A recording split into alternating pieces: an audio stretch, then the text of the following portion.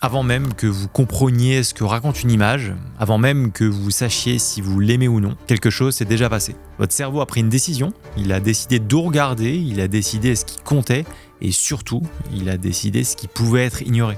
Et ça, on n'en a presque jamais conscience. On a d'ailleurs tendance à croire que c'est les histoires qui nous touchent, les personnages, les dialogues, le jeu d'acteur, alors que bien souvent, tout se joue avant ça.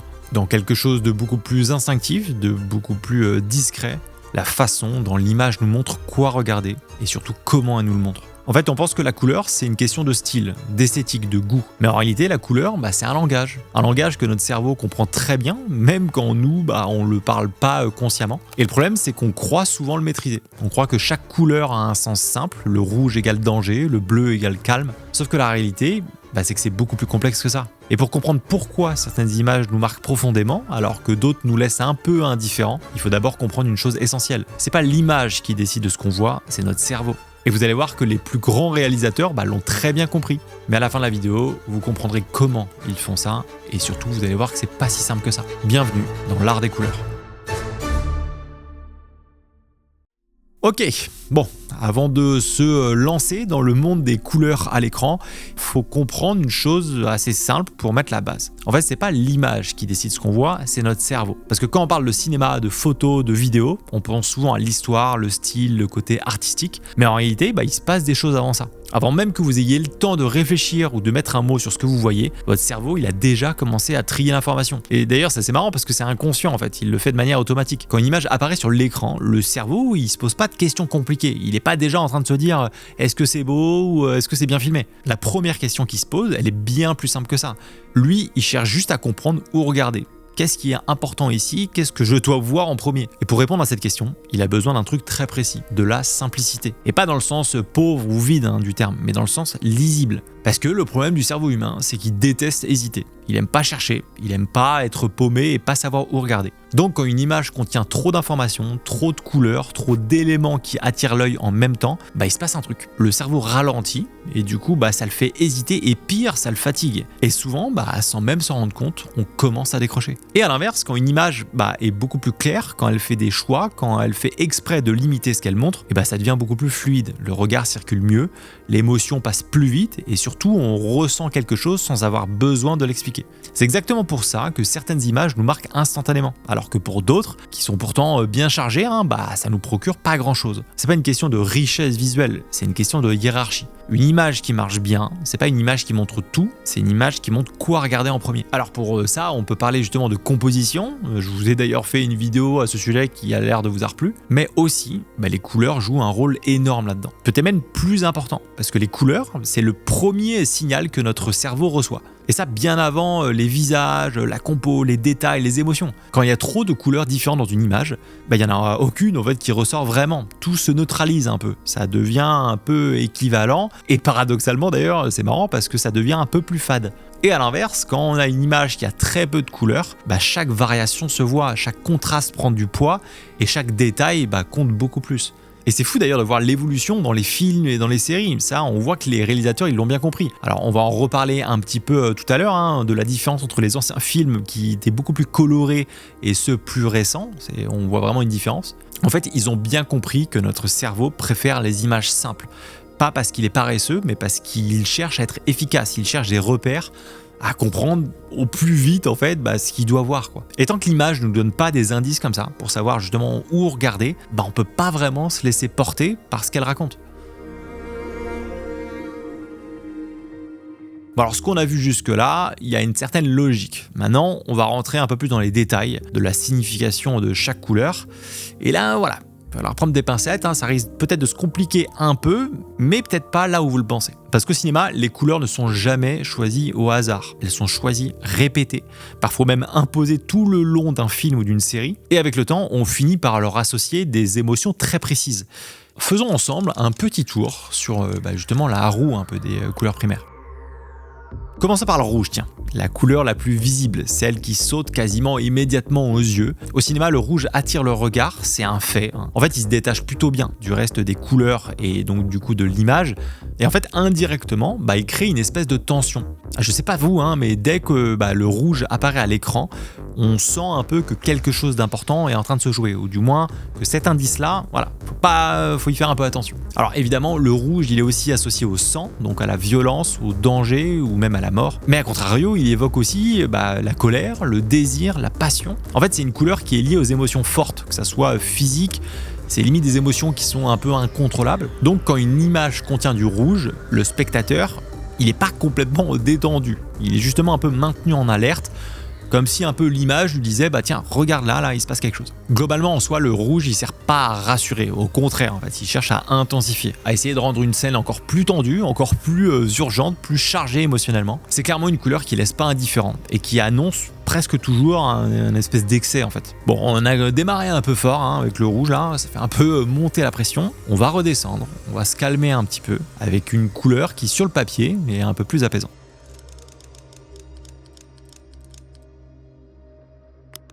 Le bleu. Alors, le bleu au cinéma, c'est quasiment l'inverse du rouge. Là où le rouge va appuyer sur la tension, le bleu va ralentir le rythme. C'est une couleur qui apaise, qui refroidit l'image, qui crée une espèce de forme de distance un peu émotionnelle. D'ailleurs, dans beaucoup de films et de séries, le bleu est souvent d'ailleurs utilisé pour installer un climat de calme, de silence, voire même de solitude. Il est souvent évidemment associé à le ciel, la mer, mais aussi des espaces un peu vastes, ouverts et même parfois vides. Donc en soi, quand une scène est remplie de bleu, en général, ça veut aussi dire que l'émotion se joue à l'intérieur du personnage, un peu dans sa tête. En fait, le bleu donne aussi cette impression d'un monde en pause, un espèce de moment un petit peu arrêté, un peu suspendu quoi. C'est aussi pour ça qu'on retrouve énormément de bleu dans les drames, dans les films un peu introspectifs ou même les scènes de deuil. En fait, le bleu va isoler les personnages, il va un peu le couper du monde, même quand il n'est pas seul en soi dans la scène. Mais voilà, l'image devient plus froide, plus distante, presque à la limite de la mélancolie, comme si on prenait un peu le temps de respirer,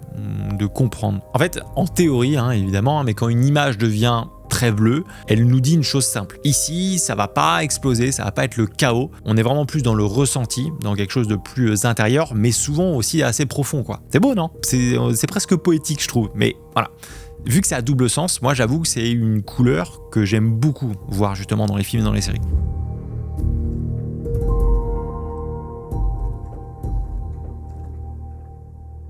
Parlons maintenant d'une couleur qui a un double sens, celle qui mélange à la fois la sérénité et le malaise. On va parler du vert. Alors le vert au cinéma, c'est une couleur un peu étrange, parce qu'elle est jamais complètement d'un seul côté. C'est une couleur qui à la fois rassure, mais qui aussi dérange. À la base, en fait, le vert renvoie à la nature, à la vie, à quelque chose de vivant et d'organique. Quand une image est verte, on peut ressentir une espèce de forme d'équilibre, de calme, parfois même d'espoir. Le vert donne l'impression d'avoir un monde qui respire dans un environnement qui est stable et surtout un environnement qui est sain. Sauf que cette couleur, elle peut faire tout basculer. Parce que le vert, c'est aussi la couleur de la moisissure, du poison, de ce qui se dégrade, on va dire, lentement. Et quand le vert devient trop présent, trop froid ou trop artificiel, il commence à raconter complètement autre chose. Là, l'image, le plan devient un peu plus malsain, un rendu un peu plus inquiétant, comme si quelque chose clochait. Et c'est d'ailleurs pour ça que le vert est souvent utilisé pour créer cette espèce un peu de malaise, comme si quelque chose se passait, qui était pas bien et qu'on voit pas forcément immédiatement. Mais il suggère en tout cas que quelque chose d'anormal est en train de se passer et qu'il y a un profond déséquilibre. Le fait que le vert peut être à la fois rassurant mais aussi devenir profondément inquiétant, moi c'est une couleur qui me dérange un peu en fait. Tu me diras, c'est le but du vert, mais voilà, c'est pas la couleur on va dire que je préfère voir, sauf quand c'est très bien raconté évidemment dans l'image.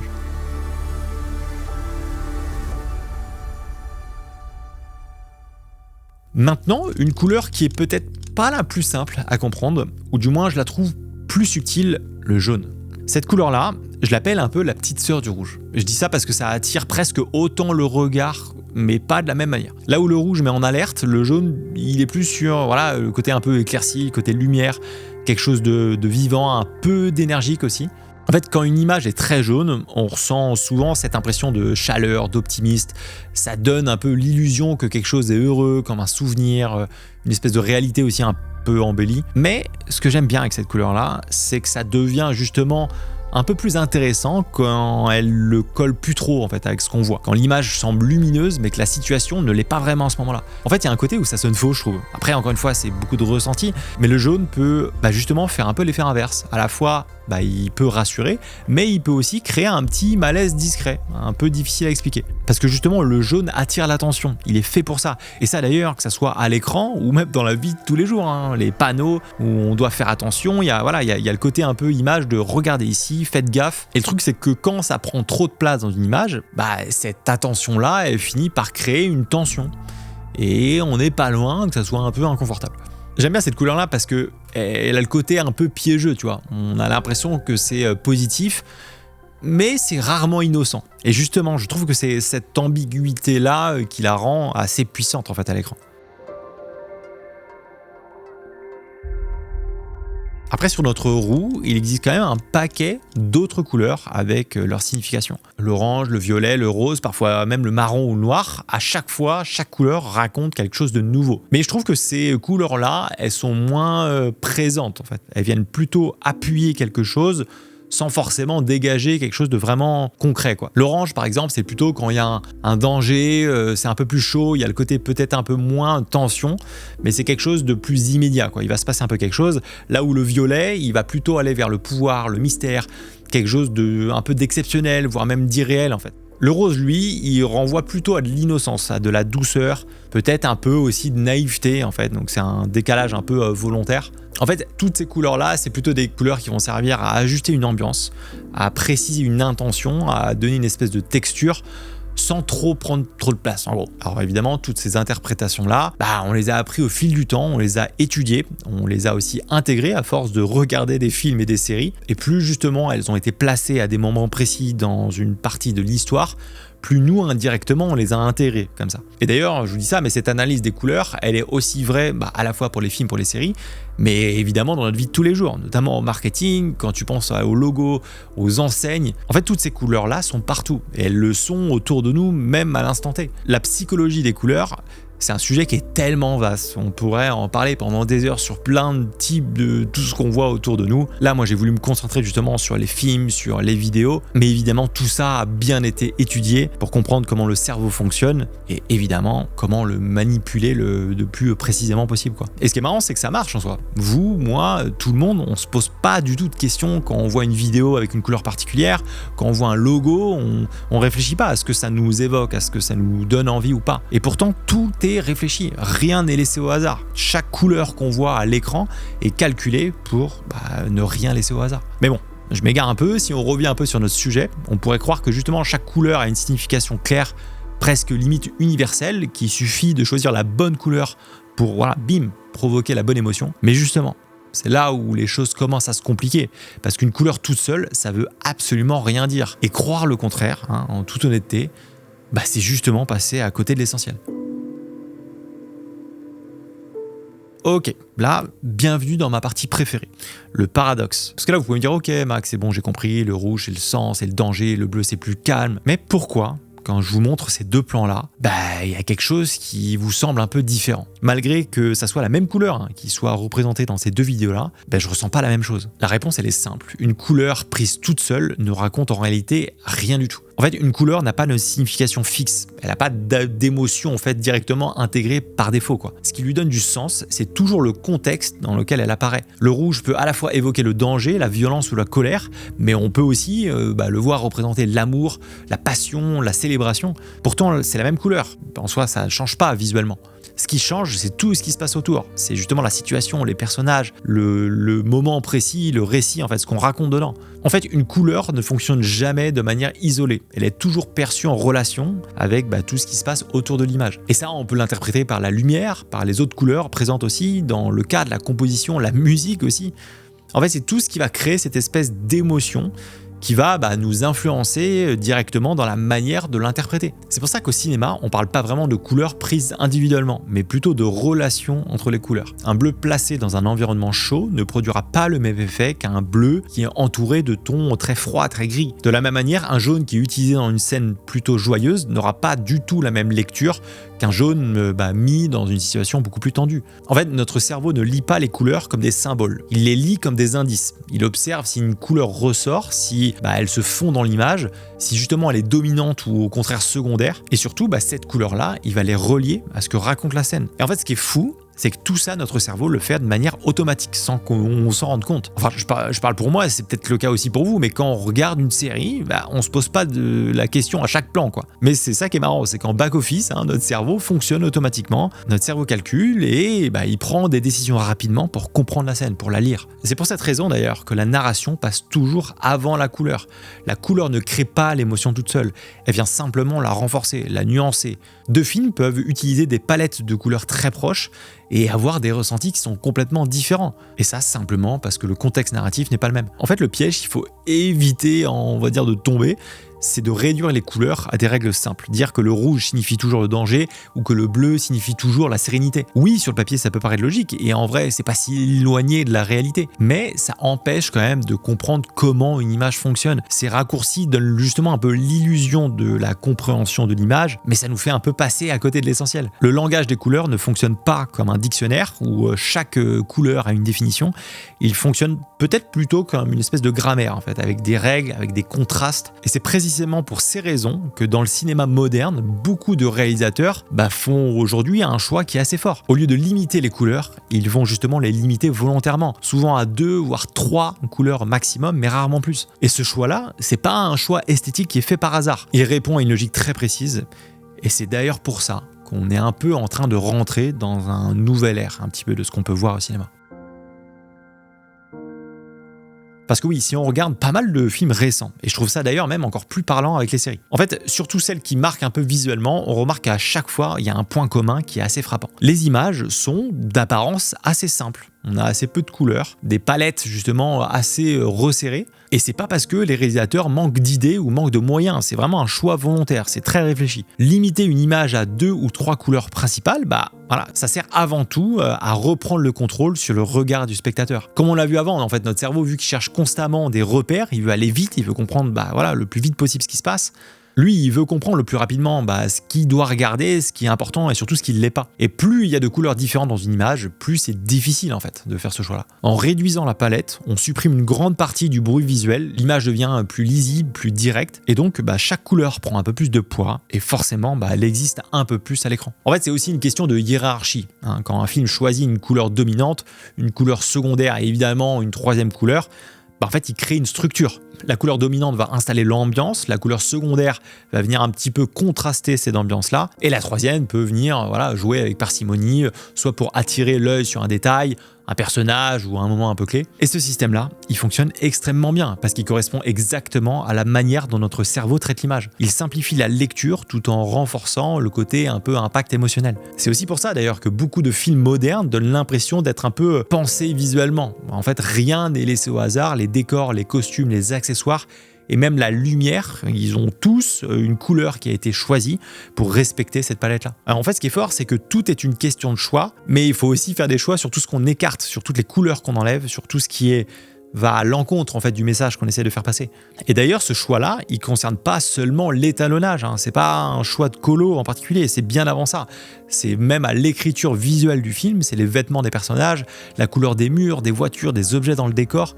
Tout doit avoir une cohérence avec cette palette-là. Et c'est là où on voit que la couleur n'est plus un simple habillage à la post-production, c'est vraiment un outil de narration. L'intérêt aussi que peut avoir justement le fait de limiter des couleurs, ça permet de créer une identité forte. Un film ou une série devient quasiment iconique ou du moins reconnaissable quand elle a justement appuyé sur une palette très précise. C'est pour ça que le cinéma moderne n'essaie plus d'être coloré au sens littéral, comme on a pu voir dans les films un peu plus anciens. Au contraire, il essaye d'être plus lisible, d'être plus cohérent et surtout plus expressif. Et maintenant qu'on a compris ça, on peut aller encore plus loin, parce qu'en soi, limiter les couleurs, c'est pas seulement une question d'esthétique ou de visuel, c'est aussi une manière de réussir à raconter une histoire sans avoir besoin de dire des mots. Bon alors, Là, hein, c'est bien, on voit ça pour des films avec des budgets illimités, avec des équipes de dizaines, voire même de centaines de personnes. Mais maintenant, comment on peut l'utiliser un peu dans nos vidéos, hein, à plus petite échelle, on va dire. En fait, je trouve que quand on a compris tout ça, il y a un truc qui change un peu dans notre manière de regarder une image. Et surtout dans notre manière de la fabriquer, en fait. Parce qu'en fait, pendant longtemps, on pensait que il fallait bien appliquer une couleur. Donc voilà, si on veut une émotion précise, on va prendre le bon bleu, le bon rouge. Mais là, on l'a vu, en fait. Le travail, il commence pas là. Hein. Créer une image forte, c'est pas empiler des intentions. C'est justement renoncer, accepter de pas tout dire visuellement, accepter de réduire, de simplifier, de limiter volontairement sa palette pour que chaque élément ait son propre poids en fait. Et ça, en vrai, moi, le premier, hein, c'est assez inconfortable parce qu'on a un peu peur que l'image paraisse, tu sais, un peu pauvre, qu'elle manque de choses, qu'elle fasse pas assez cinéma. Alors on en rajoute, on met des caisses, on met des couleurs, on met de la lumière, un détail de plus, et en fait tout ça finit par se neutraliser quoi. Et ce qui est marrant de voir, c'est que les films qui marquent, les scènes qui restent un peu en tête, c'est exactement l'inverse. Ils enlèvent, ils épurent, ils construisent un espèce de cadre cohérent avec peu de choses. Et ce qui est fort du coup, c'est que à l'intérieur de ce cadre-là, la moindre variation de couleur, elle devient beaucoup plus lisible en fait. Le moindre changement, ça devient un événement. Et pour nous, en tant que créateurs, ça change complètement la question à se poser. On ne devrait pas se demander quelle couleur utiliser, mais plutôt quelle couleur je décide d'enlever. Parce qu'une couleur ne sert pas à montrer ce qu'on sait faire, elle sert à guider un regard, à orienter une émotion, à raconter quelque chose sans le dire. Et surtout, ça rappelle une chose essentielle. La couleur ne raconte jamais une histoire toute seule. Elle ne fonctionne que si elle est au service de quelque chose qui est beaucoup plus large, autour de l'histoire, autour d'un personnage, autour d'une émotion. À partir du moment où on comprend ça, on arrête de chercher à faire des images jolies et on commence à chercher à faire des images justes. Des images qui savent où elles vont, qui donnent au spectateur exactement ce qu'il a besoin pour éviter de s'y perdre. Parce qu'au fond, comprendre les couleurs, c'est pas apprendre à les utiliser, c'est apprendre à faire des choix.